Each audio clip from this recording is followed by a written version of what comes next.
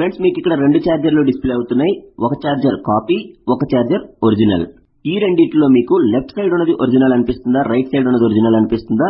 మీకు 10 seconds time ఇస్తాను, comment చేయండి.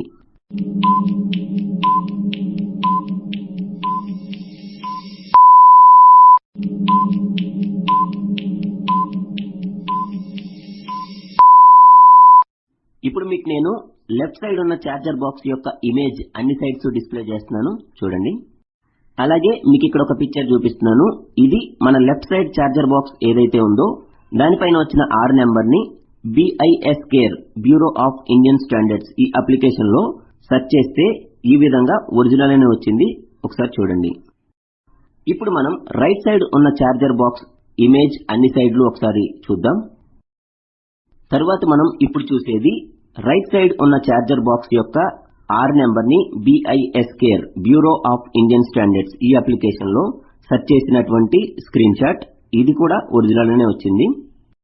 మనం ఇప్పుడు ఈ రెండిటి యొక్క స్క్రీన్ షాట్స్ 1 by 1 ప్లే చేసి చూద్దాం. ఫస్ట్ లెఫ్ట్ సైడ్ యొక్క ఛార్జర్ బాక్స్ ఏదైతే ఉందో దాని యొక్క స్క్రీన్ షాట్ ని ప్లే చేస్తాను. తర్వాత రైట్ సైడ్ ఛార్జర్ బాక్స్ ఏదైతే ఉందో దాని స్క్రీన్ షాట్ ని ప్లే చేస్తున్నాను.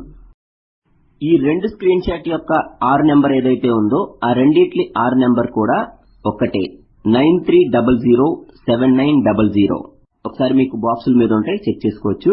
ఇప్పుడు మనం దీంట్లో ఏది ఒరిజినల్ ఏది కాపీ అనేది ఎలా తెలుసుకోవాలి అనేది నేను మీకు ఈ వీడియో లాస్ట్ లో చెప్తాను.